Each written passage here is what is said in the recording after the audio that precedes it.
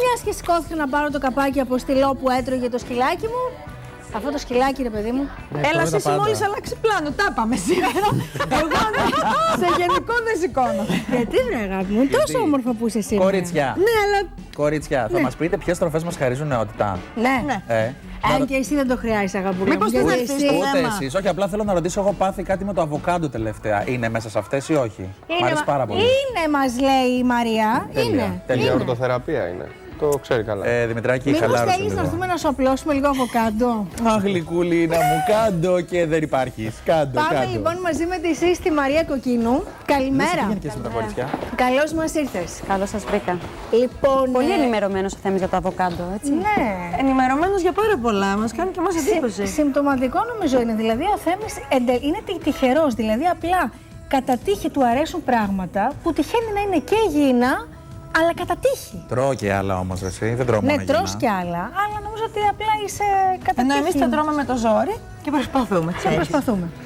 Λοιπόν, η Μαρία βεβαίως είναι διαιτολόγος, διατροφολόγος και σήμερα θα μας πει για τις τροφές που χαρίζουν, μάλλον που είναι κατά της γύρανσης του δέρματος. Έτσι. Εγώ έχω μόνο ευχάριστα να σας πω σήμερα, γιατί πλέον η μακροζωία, η αντιγύρανση και η καλή υγεία δεν είναι μόνο θέμα γονιδίων, είναι και θέμα διατροφής. Αυτό μας συμφέρει όλους. Βεβαίως. Επομένως, μπορούμε να πούμε κάποιες τροφές που αγαπούν τα μαλλιά μας ή τα νύχια μας ή το δέρμα μας, προάγουν την αντιγύρανση, ενισχύουν το κολαγόνο για να είμαστε πάντοτε νέες και ωραίες. Και γενικά, από ό,τι ξέρουμε και κάνοντας αυτή την εκπομπή 2 χρόνια, έχουμε μάθει σε αυτή τη θεματολογία ότι από μέσα το δουλεύουμε ακόμα καλύτερα. Έτσι. Δηλαδή, ειδικά το δέρμα, που νομίζω ότι την νεότητα αφορά το δέρμα κυρίως.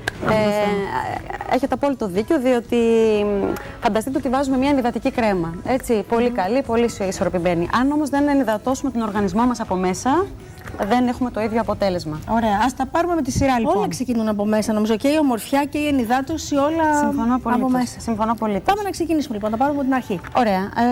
Εδώ έχουμε φέρει κάποιες τροφές τις οποίες αγαπούν πολύ τα μαλλιά μας. Να πούμε ότι το 90% των μαλλιών μας, να ξέρετε, αποτελείται από πρωτεΐνη. Επομένως, όταν παίρνουμε διατροφή πλούσια σε πρωτεΐνες, είναι πολύ καλό δομικό υλικό για την τρίχα. Έχουμε, ας πούμε, για παράδειγμα, εδώ το σηκώτη, το οποίο αποτελεί και πολύ καλή πηγή σιδήρου. Που είναι επίσης πολύ καλό. Φανταστείτε ότι οι άνθρωποι που έχουν έλλειψη σιδήρου μπορεί να έχουν τριχόπτωση. Α, ναι, το έχω ξανακούσει αυτό. Έτσι. Πολύ σωστά. Επομένως, όσπρια και λίγο σηκώτη, αγαπημένο όσπριο υφακί, είναι από τις πιο χαρακτηριστικές τροφές. Επίσης, έχουμε Και στην ανεμία βοηθάνε, Βεβαίως, ναι. βεβαίως. Γιατί έμαθα πρόσφατα ότι έχω, θέλω να σας πω. Ανεμία. Ναι, να σου πω ένα μυστικό. Ένα μυστικό. Εδώ πέρα μπροστά έχουμε ακτινίδιο, το οποίο και σπανάκι, το οποίο είναι τροφές πλούσιες σε βιταμίνη C. Όταν συνδυάζουμε τροφές που έχουν σίδηρο με βιταμίνη C, εφταπλασιάζουμε την απορρόφησή τους από τον οργανισμό. Αλήθεια, λες. Βεβαίως, γιατί ό,τι παίρνουμε δεν απορροφάται όλο 100%. Σπανάκι και σηκώτη, ας πούμε. Είναι άψογο. Ναι, Ή σηκώτη με ένα ποτήρι χυμό. Μπράβο. Αντιθέτως, αν έτρωγες τη φακή με λίγο τυρί, θα έχεις το αντίθετο αποτέλεσμα. Γιατί το ασβέστιο του τυριού δεσμεύει το σίδηρο της φακής και δεν το απορροφά ο οργανισμός. Έλα, Αλλά εσύ. τζάμπα το τρώμε. Πάρα πολύ Ωραία, σημαντικό δηλαδή όλα αυτό αυτά, που αλλά μας πρέπει λες. να ξέρουμε και το Σηκώτη με συνδυασμό. σπανάκι είναι ο τέλειος συνδυασμός. Και για τα Αυτό το παιδιά έχω μας είναι ακούσει. πολύ σημαντικό αυτό που λες. Γιατί ξέρεις, συνδυάζοντας λάθος τροφή μπορεί να μην απορροφηθούν τα στοιχεία που θέλουμε σωστά. Όχι, μπορεί, σίγουρα δεν θα απορροφηθούν και καλό είναι να ενημερώνουμε τον κόσμο και να ξέρουμε ότι όλα είναι σωστά. Σωστά, μπράβο. Ωραία.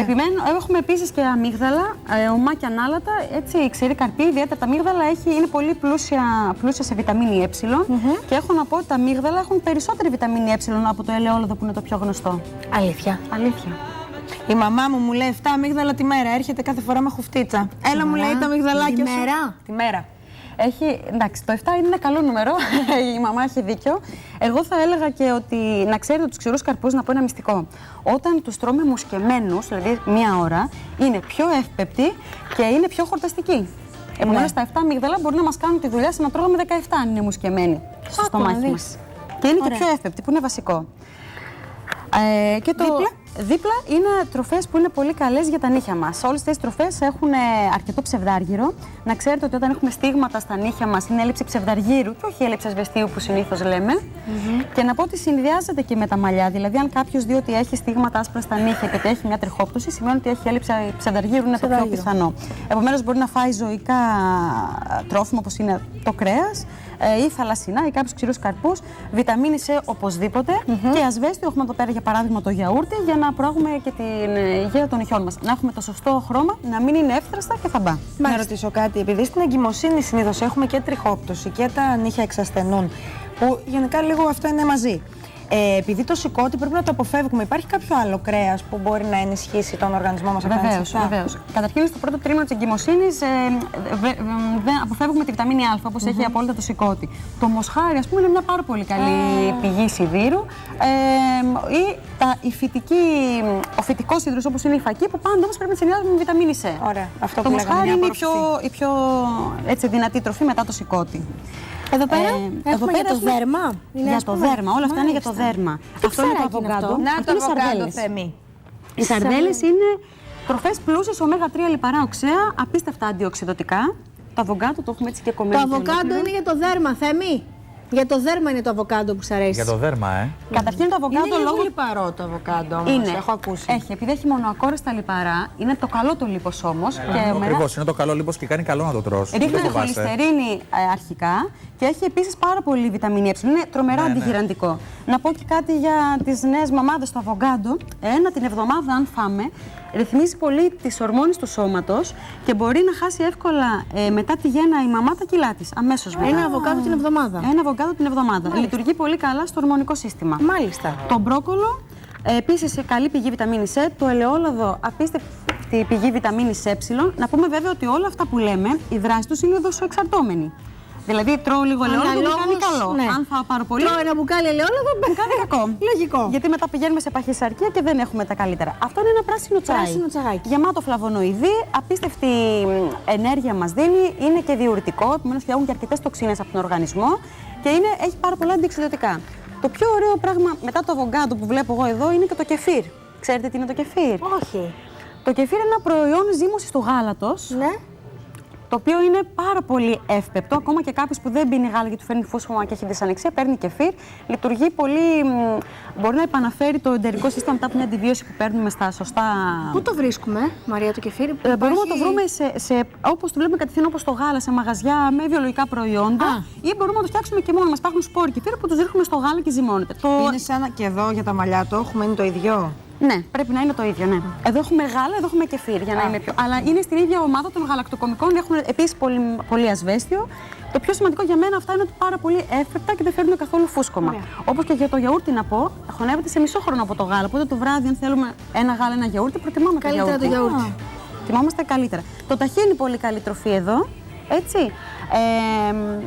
Επίσης πάρα πολλά ω3 όπως και οι σαρδέλες. Και οι σαρδέλες, αν φαγωθούν ολόκληρες, η ραχοκοκαλιά έχει απίστευτες πηγές ασβεστίου.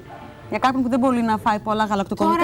Τώρα δύσκολα μας βάζεις να τρώμε ραχοκοκαλιές. Εντάξει, μικρά ραχοκοκαλιάκι, βρε, είναι το γαβράκια. Όποια μικρά ψάρια μπορούμε να φάμε είναι πολύ καλά. Σαν τσίπς. Σαν τσίπς. Όχι τα τηγανιτά. Τηγανιτή, αυτό δεν το Μαριδούλα, είπα να μην το αναφέρω. Και η ξηρή καρπή, έτσι, ό,τι καλύτερο έχουμε εδώ και ξηρούς καρπούς. Μαύρη κύκλη. Φάκελος. Μαύρη κύκλη. Εδώ. Για τους μαύρους κύκλους έχουμε να πούμε ότι καταρχήν πρέπει να είμαστε πάρα πολύ καλά ενυδατωμένες. Δεν βλέπω κάπου εδώ το νερό, αλλά εννοείται ότι υπάρχει σε όλες τις κατηγορίες αρκετό πάντα. νερό. Αυτό είναι στην καθημερινότητα πια απαραίτητο, το έχουμε πει και πολλές φορές. Έτσι, τα μάτια μας είναι πολύ πιο πρισμένα αν δεν ενυδατώνομαστε ακριβώς. Οι σαρδέλες επίσης έχουν λόγω των ω3 λιπαρών οξέων και για το φόσφορο πολύ καλή ποιότητα στην όρασή μας, όπως και τα καρότα που δίνουν καλή ροή αίματος στο μάτι. Χρειαζόμαστε αρκετό σίδηρο επίσης για τους μαύρους κύκλους. Αν είμαστε με έλλειψη σιδήρου, μπορεί να έχουμε μαύρους κύκλους, είναι χαρακτηριστικό. Όπως επίσης και το πράσινο τσάι που είναι διουρητικό, φεύγουν τα πριξίματα και όλα αυτά λειτουργούν και αντιοξυδωτικά. Και για τους. Και για τα. Πώς το λένε, για τις σακούλες δηλαδή, όχι και μόνο για τις τους σακούλες και κύκλους. για τους μαύρους κύκλους και για την όραση. Δηλαδή είναι μια σειρά τροφών που μπορεί να μας ενισχύσει το μάτι και μέσα και έξω. Πολύ σωστό. Και από εδώ έχουμε για τα δόντια. Τα δόντια. Θα σας φανεί περίεργο που εκτός από ασβέστιο που έχουμε και το γιαούρτι, έχουμε και άλλες τροφές, αλλά να πω ότι η βιταμίνη C είναι το α και το ω για τα δόντια, για τα ούλα κυρίως. Ναι. Όπως επίσης και φθόριο που έχουν επίσης τα μικρά ψαράκια. Και πρέπει να αποφεύγουμε τα πολλά ροφήματα, ζαχαρούχα, αναψυκτικά και όλα τα ροφήματα που βλέπω τώρα, όπως βάλαμε στο τσάι, πάω λίγο πριν, χρειάζεται με μισό κουταλάκι μαύρη ζάχαρη ή λίγο μέλι. Αυτά αν συνδυαστούν όλα μαζί, δηλαδή το χυμό με τη σαρδέλα και το σπανάκι, είμαστε OK, Είμαστε παραπάνω από OK. Τέλεια. Είμαστε πάρα πολύ καλοί. Και φυσικά όλα αυτά μπορούμε να τα συνδυάσουμε μέσα στην ημέρα. Δεν χρειάζεται να τρώμε σε ένα γεύμα. Το πρωί το γιαούρτι, το απόγευμα τη σαρδέλα, το μεσημέρι τη σαρδέλα, το απόγευμα το χυμό και θα έχουμε ένα πλήρες γεύμα. Και για να λύσουμε και ένα μύθο, Μαρία μου, εσύ, σαν διαιτολόγος, διατροφολόγος, αν έχεις να επιλέξεις μεταξύ της μαύρης ζάχαρης ή των γλυκαντικών που κυκλοφορούν για το ρόφημά μας, λέμε τώρα, για τον καφέ μας, τι θα επέλεγες? Εγώ θεωρώ για ότι... κάποιον που θέλει να κάνει διατροφή, ας πούμε. Ναι, για διατροφή. Εγώ πιστεύω ότι ό,τι πιο ακατέργαστο και ό,τι πιο φυσικό είναι πάντοτε καλύτερο. Για μένα η μαύρη ζάχαρη είναι προτιμότερη. Τα γλυκαντικά είναι επίσης άφοβα στη δόση που τα δίνουμε, αλλά δεν είναι για μακροχρόνια χρήση. Δεν μπορούμε να το κάνουμε κάτι διαβίου, κατ' εμέ. Ναι, οπότε προτιμάς το πιο φυσικό. Γιατί, και ξέρετε ότι και η μαύρη ζάχαρη με την άσπρη έχουν τις ίδιες θερμίδες. Απλά μεταβολίζεται πιο αργά και έχω τη δυνατότητα να την ξοδέψω. Επομένως, θα προτιμούσα κάτι πιο φυσικό. Ευχαριστούμε πάρα πολύ τη Μαρία Κοκκίνου που ήταν κοντά μας. Θα τα ξαναπούμε και σύντομα. Ελπίζω με άλλα θέματα που έχουν να κάνουν με τη διατροφή. Με χαρά. Και έρχεται τώρα αμέσως η Βάσο Κολυδά, πανέμορφη και αγαπητή.